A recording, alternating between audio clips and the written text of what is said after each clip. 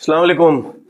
भाई कभी देखा आपने या बहुत कम देखा होगा कि ऑस्ट्रेलिया की बॉलर्स की इतनी ज़्यादा पिदी लगती है, इतने ज़्यादा ओवर्स उनको करने पड़ते हैं। ये ऑस्ट्रेलिया में इन ऑस्ट्रेलिया अगेंस्ट ऑस्ट्रेलिया की बॉलिंग आपने बहुत कम देखा होगा। आपको पता है कि ज़्यादातर स्विंग सीम के इतने एक्सपर्ट हैं, मुश्किल कंडीशंस हैं, वहाँ पे इतनी देर तक ग्राउंड में रहना। आई थिंक ये जायसवाल ने जो बैटिंग की है, जिसकी वजह से आके जो नीचे के नंबर्स पे जो प्लेयर्स हैं, जायसवाल और के राहुल ने जो 77 की इनिंग खेली, फिर जायसवाल ने मतलब 150 रन की जो इनिंग खेली है, आई थिंक आउटस्टैंडिंग जो है वो बैटिंग की है। और आप ये देखें कि मतलब हैरान हो गए यार हम, विकेट बिल्कुल बिहेवियर चेंज हो गया जब वो बैटिंग कर रहे थे।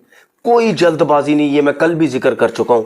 आराम से खेलते रहे, जब तेज खेलना है तेज खेले, जिस बॉल पे शॉर्ट खेलना है शॉर्ट खेली। देखें जायसवाल जिस तरह पास में रन्स करता हुआ आ रहा है, 200 की इनिंग्स उसने खेली हुई है, तो वो तो मेरे ख्याल है एक बड़ा बड़ा जबरदस्त फ्यूचर है इंडियन क्रिकेट के लिए। फिलहाल वो बड़ा जबरदस्त फ्यूचर नजर आ रहा है जिस तरह वो परफॉर्म कर रहा है। देखें इंग्लैंड जैसी ऑस्ट्रेलिया जैसी कंडीशंस में इस तरह बैटिंग करना, और ऐसा नहीं है कि बहुत ही पुराना प्लेयर है या बहुत ही ज्यादा मैचेस खेल चुका है, लेकिन वो जिस तरह बैटिंग करता है, और उसमें सबसे अच्छी चीज ये है कि वो जब तीनों फॉर्मेट खेलता है, वो तीनों फॉर्मेट में अपने आप को एकदम से बदल देता है। अगर T20 खेलता है तो उसमें देखो कैसी बैटिंग करता है, वनडे में देखो, टेस्ट क्रिकेट में देखो, तो ये जो क्लास है उसके अंदर, आई थिंक राहुल द्रविड़ ने जिस तरीके से इन लड़कों पे काम किया, आउटस्टैंडिंग है। उसके बाद विराट कोहली पे आ जाते हैं।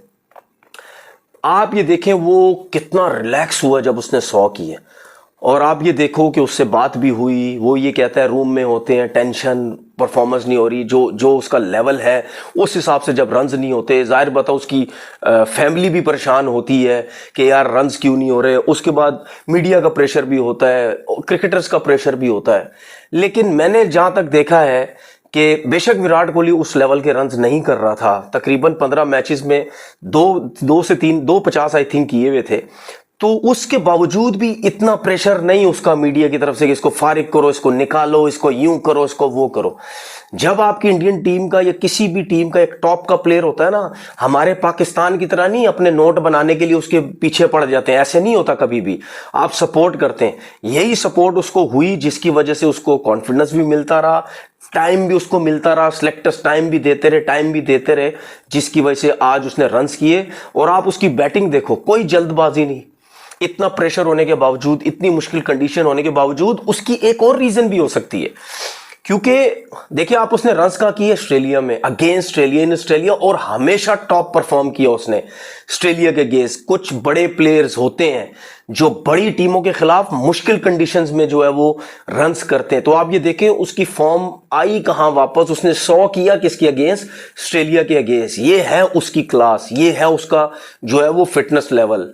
तो बात सीधी सीधी ये है कि अच्छे प्लेयर को सपोर्ट भी करो। अब आप देखना वो कितना रिलैक्स होके खेलेगा, क्योंकि उसने अपनी आवाम को एक आदी बनाया हुआ था कि मैं 100 करता हूं, बस मैं 100 करता हूं, तो वो कहीं मिसिंग था, और उसने जो है वो 100 कर दिया। 534 का जो है वो टारगेट। ऑस्ट्रेलिया बैटिंग करने आया, 3 आउट हो गए। पैट कमिंग्स की मुझे समझ नहीं आई, बिल्कुल भी समझ नहीं आई।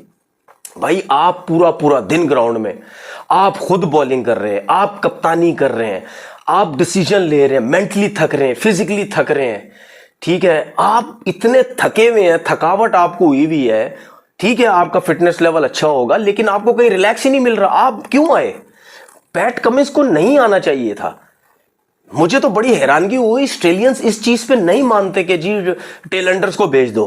कोई मतलब, यानी मतलब 25-30 मिनट का टाइम आप उसमें आ गए, बॉलर चढ़ा हुआ है, एक आउट हुआ है, अब आप ना ऊपर आते हैं, विकेटें तीनों छोड़ी हुई होती हैं, उसके बाद वैसे ही थके हुए।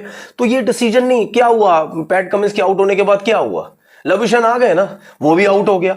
भाई ये आपको याद है, ये मैंने बात पाकिस्तान के मैच में, किसी मैच में भी बोली थी जब टेस्ट मैच हो रहा था यहाँ पे, ठीक है। टेलेंडर्स को नहीं आना चाहिए, अगर आ गए तो आउट हो गए, तो फिर नया बैट्समैन आएगा, उसके ऊपर ही प्रेशर आ जाएगा, और वो उन पे आया क्योंकि बॉलर चढ़ जाता है ना।